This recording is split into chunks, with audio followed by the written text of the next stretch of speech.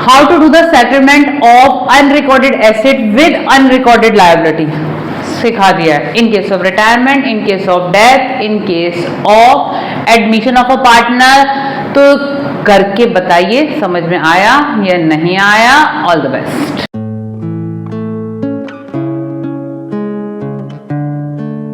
Hello जी, retirement of a partner पे work कर रहे हैं और एक ऐसा टॉपिक लाई हूँ कि जहाँ पर आपकी अनरिकॉर्डेड एसेट्स अनरिकॉर्डेड लायबिलिटी से सेटल होती हैं। उसकी कोई अकाउंटिंग एंट्री बेसिकली बनती नहीं, लेकिन उसमें कुछ ऐसे रेपरकशंस आ जाते हैं। तो क्वेश्चन आपके सामने डिस्प्ले हो रहा है नीचे।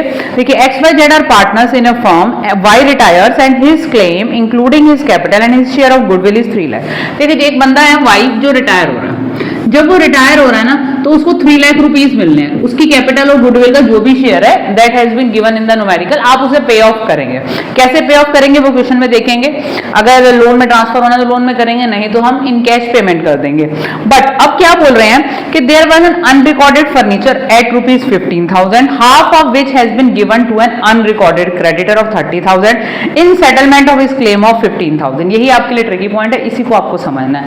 ध्यान से सुनिए, अगर आपकी कोई अनरिकॉर्डेड एसेट से अगर कोई अनरिकॉर्डेड लायबिलिटी सेटल हो जाती है, ना तो आपने ये एसेट रिकॉर्ड की थी बुक्स में, ना आपने ये लायबिलिटी रिकॉर्ड्स की थी बुक में, और आपस में इन दोनों का ही सेटलमेंट हो गया, ऐसा क्वेश्चन कह रहा है, then you don't have to pass any accounting entry for this transaction.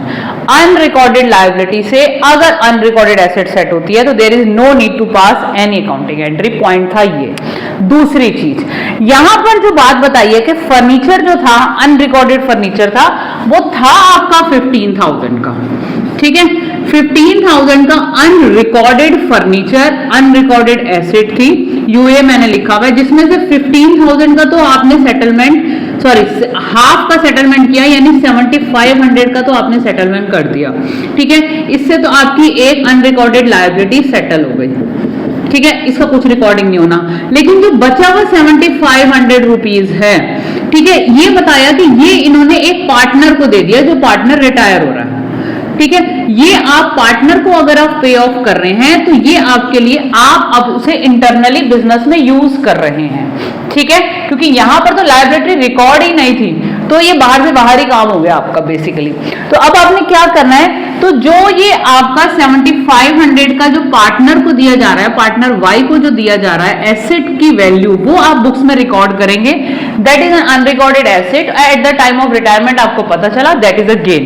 लेकिन एक बात और बोल दी इसके अंदर कि जो रिमेनिंग हाफ का जो फर्नीचर था, नीचे बोला है कि remaining half was given to Y unrecorded asset का एट ए डिस्काउंट ऑफ 10%, और जब हम दे रहे हैं ना तो उसको डिस्काउंट पे दे रहे हैं। बेसिकली हमारी 7,500 की एसेट में हमें 750 के डिस्काउंट करने के बाद 7,500 माइनस 750 करने के बाद 6,750 की एसेट हमारी बुक्स ऑफ अकाउंट्स में रिकॉर्ड होगी, ठीक है। तो जब इसकी एंट्री आप पास करेंगे तो that is a gain for you.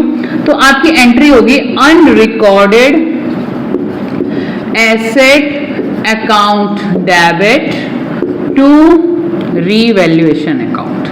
जो अनरिकॉर्डेड पोर्शन आपने सेटल नहीं किया, आगे पार्टनर से सेटल करेंगे, लेकिन आप किस अमाउंट पे सेटल करेंगे वो आप रिकॉर्ड करेंगे। मैंने यहीं पर एंट्री कर दी है, यहां जर्नल बता रही हूं, वहां मेरी वर्किंग हो रखी है, आपको नोट करनी है, ठीक है। इस तरीके से फॉर्मेट नहीं बनाना है जैसे मैंने जिगजैग सा बना दिया।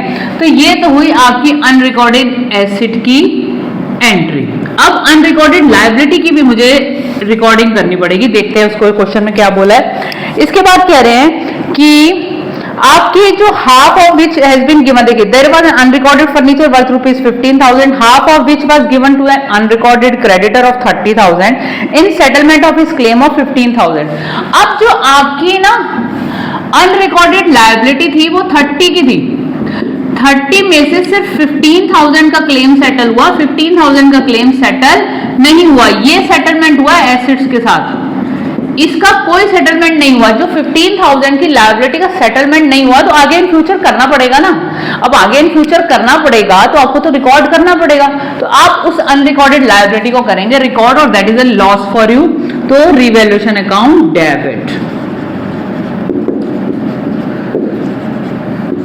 टू अनरिकॉर्डेड लायबिलिटी कर लो या क्रेडिटर करो, लायबिलिटी अकाउंट, वो आप 15,000 से रिकॉर्ड करेंगे। ध्यान रखना ये वो वाले 15,000 है जो सेटल नहीं हुए बेसिकली, इस बात का आपको ध्यान रखना है। अब ध्यान से देखिए, मैंने एक बार रिवैल्यूएशन डेबिट किया और एक बार मैंने रिवैल्यूएशन किया क्रेडिट। तो अगर हम छोटा सा रफ सा रिवैल्यूएशन का लेजर बनाते हैं तो यहाँ पर रिवैल्यूएशन 6750 से क्रेडिट हो रहा है और यहां पर रिवैल्यूएशन 15,000 से डेबिट हो रहा है। तो बेसिकली रिवैल्यूएशन में आपको लॉस में 15,000 माइनस 6750, तो 8250 का लॉस है, और 8250 का जो लॉस है वो तो सारे पार्टनर्स बियर करेंगे। अब देखना पड़ेगा यहाँ पे पार्टनर कितने थे, यहाँ पर 3 पार्टनर थे बेसिकली, और प्रॉफिट शेयरिंग रेशो गिवन नहीं है तो इक्वल होगा, ठीक है। तो अब आपको यहाँ पर एक और एंट्री पास करनी है इस लॉस की, एक्स वाई जेड, 3 पार्टनर है, तीनों के तीनों इस रिवैल्यूएशन के लॉस को बियर करेंगे।